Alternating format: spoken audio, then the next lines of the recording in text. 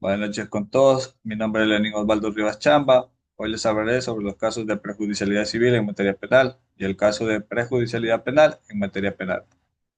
Como primer punto tenemos la definición. La prejudicialidad es una figura jurídica que consiste en que, en ciertos casos, el fiscal no puede formular cargos sin que previamente exista una sentencia o un auto de un juez de lo civil o de lo penal. La prejudicialidad civil en materia penal. Antes de la entrada en vigencia del actual Código Orgánico Integral Penal, existían 5 casos de prejudicialidad, de los cuales 3 dejaron de generar prejudicialidad debido a que ya no constituían delito. Casos de prejudicialidad derogados tácitamente. Primero, delito de rapto. La prejudicialidad se daba cuando el raptor contraía matrimonio con la raptada, menor de edad. El fiscal no podía formular cargos hasta que un juez de lo civil declarara la nulidad del matrimonio mediante sentencia.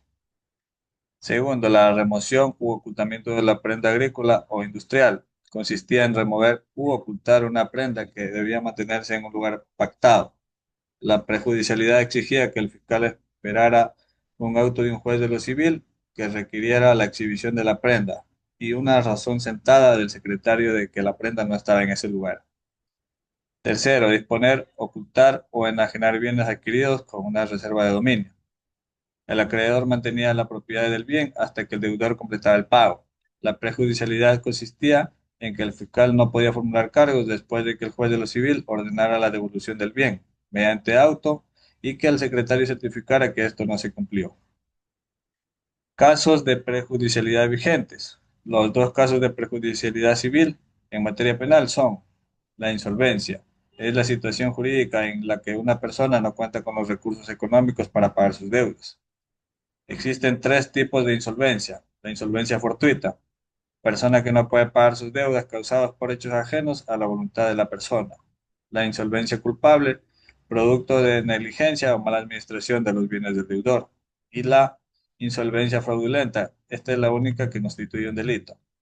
Ocurre cuando el deudor no paga sus deudas porque no quiere o ha utilizado mecanismos fraudulentos. Puede ser esconder su patrimonio para impedir que su acreedor cobre su pago. En este caso, la prejudicialidad consistía en que el fiscal no podrá formular cargos hasta que un juez de lo civil emita un auto declarando la insolvencia. Si se determina que la insolvencia es fraudulenta, se aplicará el artículo 205 del Código Orgánico Integral Penal. La falsedad de documentos públicos. Definición de documento es cualquier soporte físico o digital capaz de producir efectos jurídicos. La definición de instrumento, especie de documento de contenido estructural, es decir, este contiene caracteres. Estos pueden ser falsedad de documentos públicos si los emite un funcionario público en ejercicio de sus funciones y privados si son elaborados y los emite cualquier persona en particular. Los tipos de falsedad documental. Existe la falsedad material. Se da cuando luego de emitido el documento se le suprime una parte, se le añade o se le falsifica la firma de la persona que lo suscribe. Esto está establecido en el artículo 14 del Código Orgánico Integral Penal. En este caso existe la prejudicialidad, donde la víctima tiene 2 vías. La primera es ir donde el fiscal para que formule cargos o ir ante un juez de lo civil para que declare nulo el documento y recupere lo perdido. En este caso la condición es, si la víctima elige la vía civil, se necesita la sentencia del juez declarando la nulidad del documento por falsedad. Pero si la víctima elige primero la vía penal, no será necesario que se emita una sentencia civil. Tenemos la falsedad ideal, es el forjamiento. Esto quiere decir la creación de un documento inexistente o la imitación de uno para cambiarle algo. Y la falsedad ideológica, cuando un documento es genuino, esto quiere decir que fue emitido correctamente, pero el contenido es falso. En otro punto tenemos la prejudicialidad penal en materia penal. Consiste en que el fiscal no va a poder formular cargos hasta que un juez de garantías penales declare que la denuncia fue realizada de manera maliciosa. La presentación de la denuncia o acusación particular maliciosa se encuentra en el artículo 271 del Código Orgánico Integral Penal. Existen 2 clases de denuncia. La denuncia maliciosa ocurre cuando una persona denuncia sabiendo que la otra es inocente, de mala fe. La consecuencia es la responsabilidad penal, pena privativa de libertad de 6 meses a un año. Denuncia temeraria.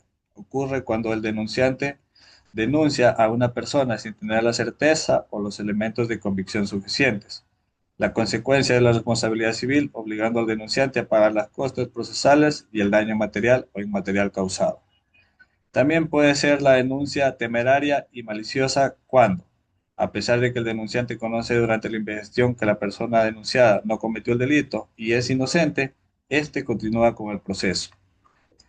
Por último, tenemos el archivo de la investigación.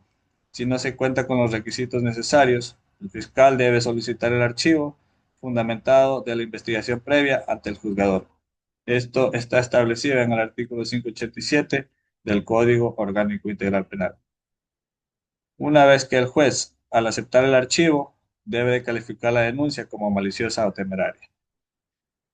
Gracias por su atención. Espero que esta exposición haya sido de su agrado.